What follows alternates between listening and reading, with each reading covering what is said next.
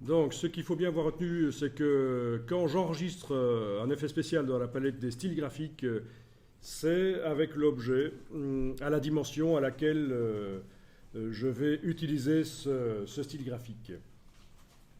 Je n'ai pas enregistré le style graphique en ayant un grand objet. J'ai d'abord redimensionné l'objet parce que je savais que ce style, je voulais l'utiliser sur du texte à 53 points.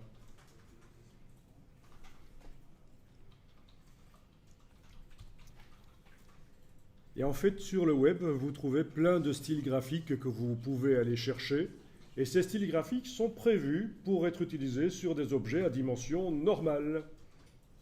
Pas des objets super petits ou super grands.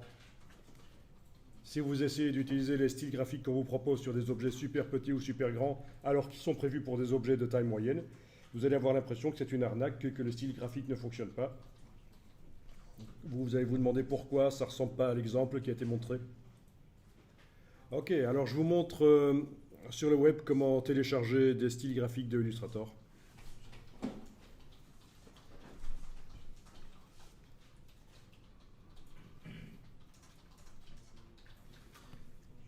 Donc il suffit de taper quelques mots magiques, genre download Illustrator styles. Voilà. Et vous avez plein de styles graphiques. Alors, regardez ici, 42, je pense qu'on traduit encore en somme, fabuleux, hein, 42 fabuleux styles graphiques et panneaux apparence. Mais en fait, c'est la même chose. Un style graphique, ce n'est jamais qu'un enregistrement de ce qui se trouve dans la palette aspect. Appearance panel. C'est la palette aspect. Donc, si on vous parle de panneaux apparence et de style graphique, c'est la même chose en fait. Alors, je vais cliquer là-dessus et aller voir.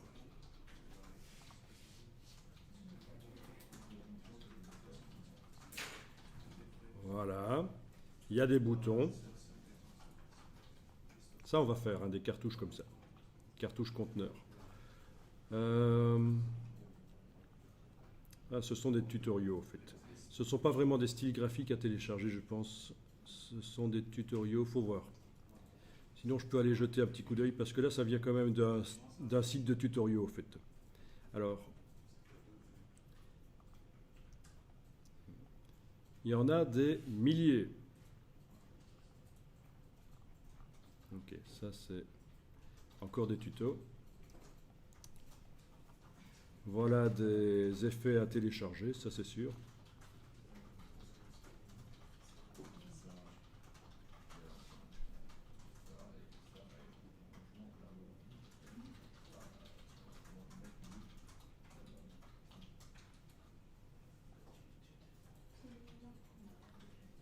Ah, tiens, il y en a encore d'autres là.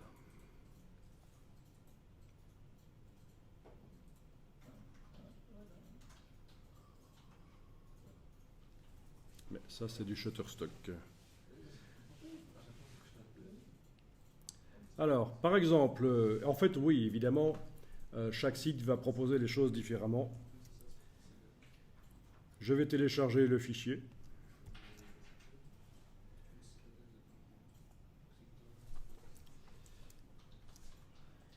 Je vais aller dans ma fenêtre des téléchargements et déplacer le fichier zip que j'ai téléchargé dans le dossier d'aujourd'hui. Je le déplace. Le voilà. Bon, si c'est du rare, oui, c'est la même chose. Il faut installer tous les décompresseurs possibles. Je double-clique sur le zip et ils me font un dossier. Et dans ce dossier, je trouve un fichier .eps que je vais ouvrir dans Illustrator. Non, il s'est ouvert dans Aperçu, quelle misère. Je vais devoir le forcer à s'ouvrir dans Illustrator. Clic droit, ouvrir avec. Ou l'amener sur l'icône de Illustrator. Ou changer le logiciel créateur. C'est-à-dire l'extension, dire au système d'exploitation que le logiciel créateur des .eps, c'est pas Aperçu, c'est Illustrator.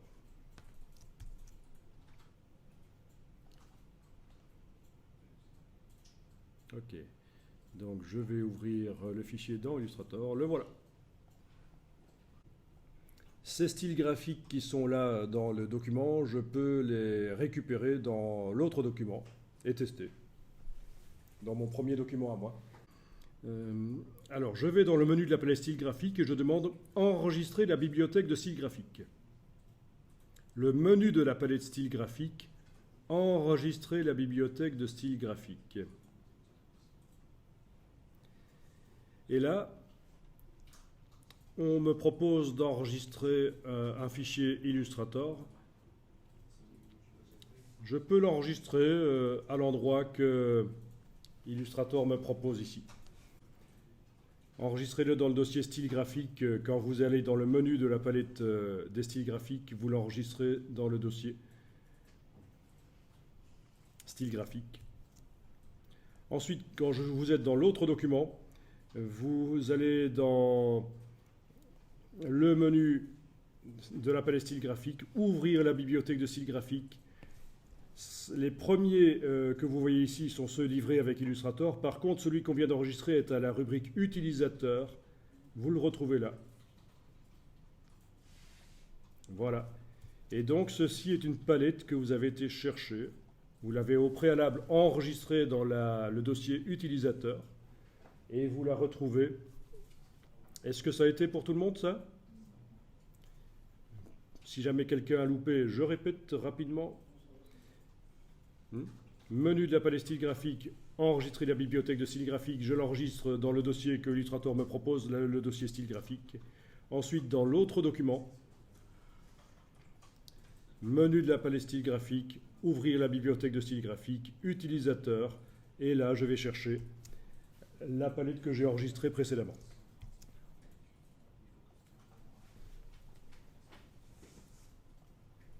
Alors, cette palette est non modifiable, mais dès que je clique sur un des styles qui sont là-dedans, il va s'intégrer à la palette des styles graphiques du document. Donc il faut bien comprendre ça. Chaque document a sa palette des styles graphiques. Ce qu'on vient d'aller chercher là, c'est une palette indépendante enregistrée dans les dossiers. Dès que je clique, voilà, ça intègre les styles. Ou dès que je les utilise sur des objets, que je peux aussi créer un objet et appliquer sur un objet. Eh bien, essayons sur le New York ici. Voilà, bon, ça marche pas si mal ça. Pourquoi ils avaient décomposé en fait leur... Ah, c'est bizarre. Ah oui, ça donne pas trop mal. C'est pas la même chose que ce qu'on avait de l'autre côté. Il y a certainement un tuto pour utiliser leur style, parce que c'est un peu compliqué à mettre en œuvre, mais ils ne seront pas toujours autant compliqués, bien sûr.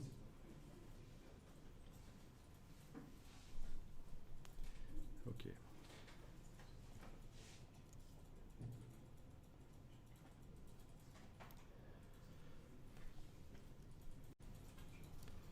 Bien. Alors là, j'ai intérêt à aller décocher l'option mise à échelle des contours et des effets. Je la décoche dans les préférences générales, mise à échelle des contours et des effets. J'applique sur l'objet un des styles graphiques. OK. Et puis là, je vais redimensionner l'objet. Quel est mon but? Mon but est de trouver à quelle dimension le style donne le meilleur résultat. Par exemple, si je fais le New York en tout petit ici, voilà à quoi ça ressemble. Ça commence à devenir fort anguleux. Ça peut être chouette. Là, comme ça. Encore plus petit, encore plus petit. OK. Donc, vu que j'ai été décoché dans les préférences générales mises à échelle, les effets ont été appliqués avec les réglages qu'ils ont mis au point. Les valeurs ici qu'ils ont mis au point dans les effets spéciaux. Et je teste le style sur des objets à différentes dimensions. Alors ce qu'on est en train de voir ici, ce n'est pas si évident que ça. C'est pas si évident que ça à comprendre.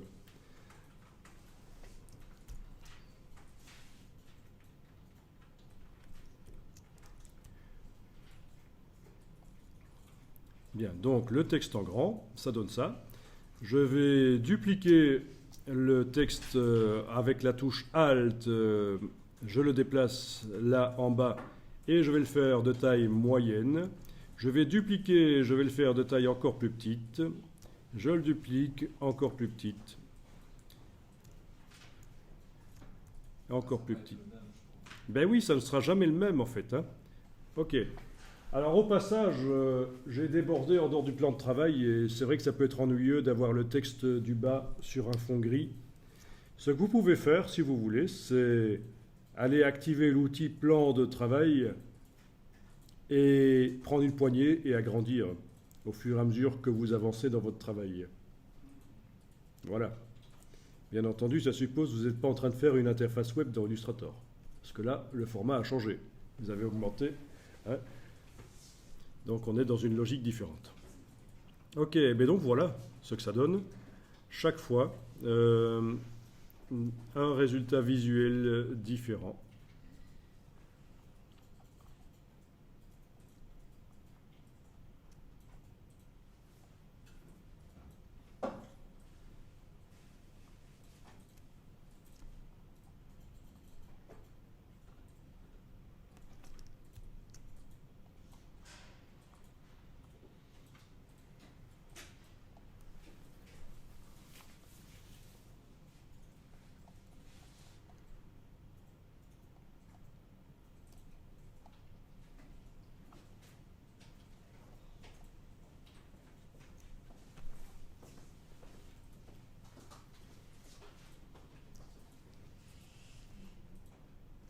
Ouais, je peux me faire une version encore plus grande, c'est pas un problème.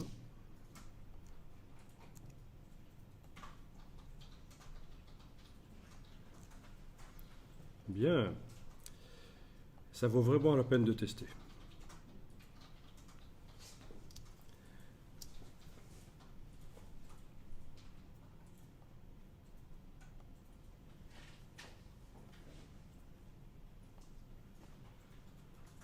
Ok. Donc finalement, je décide que l'aspect de cet effet spécial, de ce style graphique, c'est avec le texte super grand comme ça que ça donne le mieux. Ok. Par rapport aux autres, je trouve que c'est là que ça donne le mieux. Eh bien, je vais faire en sorte que je puisse utiliser ce style graphique tel quel, mais sur du petit texte. Sur du texte qui a la dimension de mes petits là. Je voudrais pouvoir utiliser ce style graphique tel qu'il apparaît là, mais sur du petit texte. C'est ça que je dis que c'est pas si évident que ça à comprendre.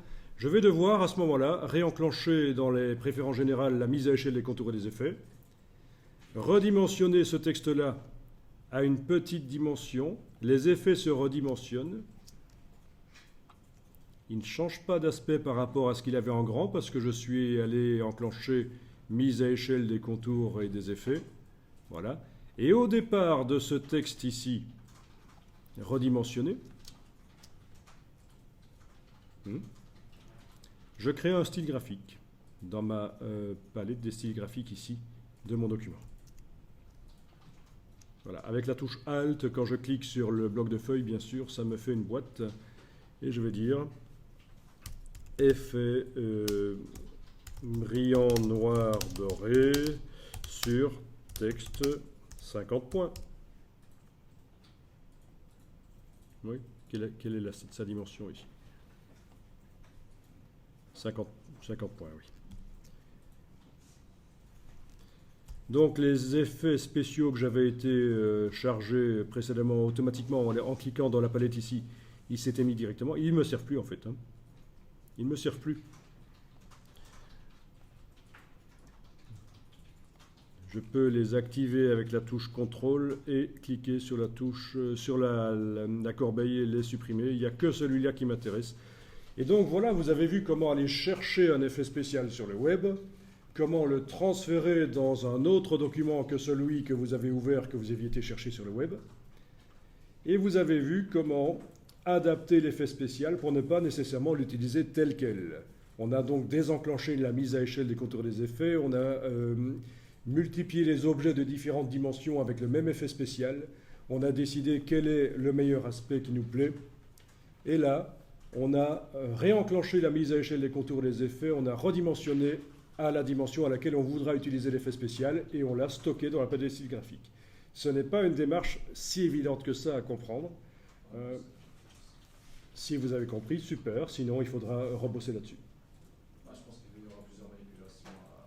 Et Illustrator est quand même un logiciel qui n'est pas si évident que ça, mais quand on voit que, en fait, vous pouvez, il y a de la ressource sur le web, hein. Il ne faut pas réinventer la roue à chaque fois. Hein. Je veux dire, c'est quand même mieux de le faire soi-même. Mais non, pourquoi? Pourquoi c'est mieux de le faire soi-même? Le fait que, pas aller chercher à gauche, à droite. Pourquoi pas? C'est gratuit, c'est sur le web, il y en a des milliers. Ça fait partie de l'intelligence d'aller utiliser des choses qui existent. Hein. Je sais pas, moi j'ai toujours préconisé de le faire moi-même. Dans les écoles, c'est ce qu'on dit, mais les écoles, ça n'a pas de réalité économique. Non, ça, je l'ai vu un petit bout de temps. Hmm? Je l'ai vu un petit bout de temps, mais on va dire que c'est en pratiquant, quoi, mais à partir du moment où on laisse un peu les choses de côté, il faut réapprendre tout ça. Ouais. Alors, ok, tous les noms de différentes dimensions, là, je vais les supprimer, c'était juste des tests. Finalement, j'ai celui qui m'intéresse, qui est là. Donc ça, c'était déjà s'éloigner du style qu'on m'avait proposé. J'ai réussi à m'éloigner quand même du style. Ce n'est peut-être pas exactement ce qu'on m'avait proposé au départ. Hein. D'accord? Alors, la logique pour la suite. Je ne suis pas tenu à ces couleurs-là non plus. Je vais dupliquer le texte ici avec la touche Alt. Et dans la palette aspect, je peux aller changer les dégradés. Ah oui, ils ont utilisé uniquement des dégradés. Bon, si je remplace ça par de la couleur, évidemment, ça marche. Donc, vous pouvez remplacer les dégradés qu'ils ont utilisés par de la couleur. Ce n'est pas un problème. Vous êtes en train de faire des variantes, donc, en quelque sorte, des variantes du style, que vous pouvez aussi enregistrer. Ces variantes, les enregistrer, il n'y a pas de problème.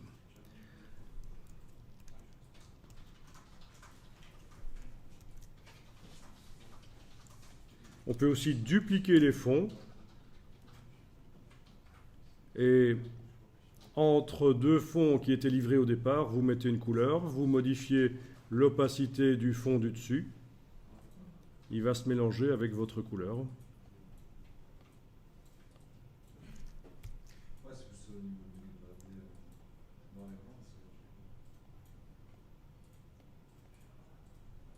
Oui, il faudrait que mon objet soit sélectionné déjà. Là, j'ai fait l'erreur de travailler sans l'objet sélectionné. Donc, je recommence. L'objet est sélectionné. OK, donc dupliquer le fond, le remplacer par une couleur quelconque, changer l'opacité du fond du dessus. Ça va donc se mélanger avec mon fond d'en dessous. Enfin, vous avez compris que là, vous partez un peu dans le sens que vous voulez. Là, non, j'ai juste modifié l'opacité. J'aurais pu jouer sur le mode de fusion.